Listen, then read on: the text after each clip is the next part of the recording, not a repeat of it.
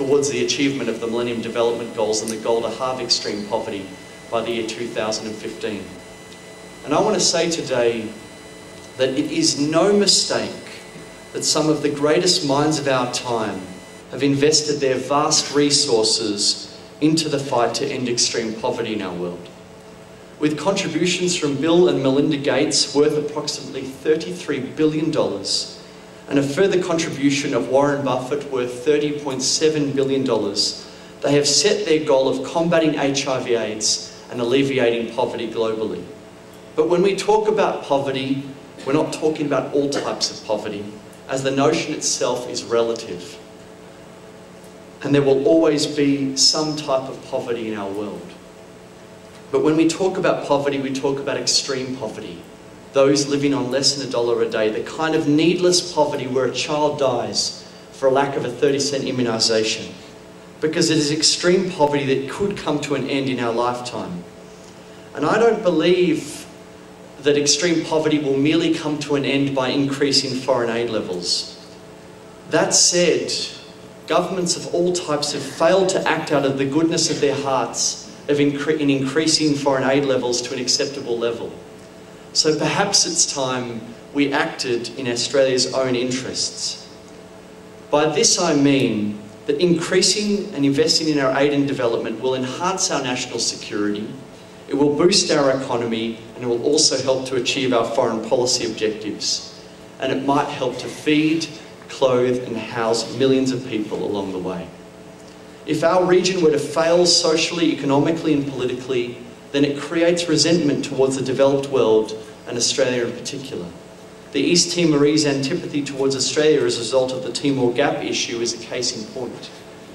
Aside from providing a breeding ground for future terrorists, an unstable and poverty-stricken region is certain to produce a refugee crisis in future years. And by investing in aid and development today, we can prevent the conditions that lead to insecurity for Australia tomorrow. Poverty and instability generate civil war and sectarian strife. Australia is bound to respond through costly interventions, as much as we have done in the past in Papua New Guinea and the Solomons. If these countries can develop more vibrant and inclusive economies with improved health and education standards, these tensions will gradually subside. And Australia, along with the rest of the world, has a very strategic role to play. The aid and development dollar, to my mind, is about equipping the developing world with the resources they need to develop strong trading economies. Aid and trade in tandem have produced significant results in countries such as Vietnam and Thailand. In Vietnam, the number of people living in extreme poverty plummeted from 14.2% to 2.2% in just 9 years. But if greater security for Australia, fewer wars, fewer refugees, increased economic prosperity aren't enough, then consider the humanitarian implications of doing nothing.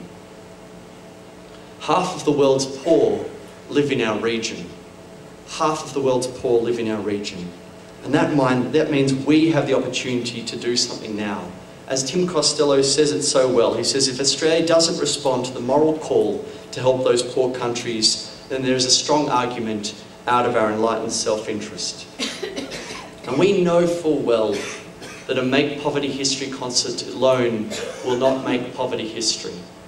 But if we together work together, we truly could create a movement where we actually work together towards a world that is far more inclusive, far more tolerant, and far more unaccepting of the plight of the world's poor, because we say this is not just an issue of charity, but rather it is an issue of justice.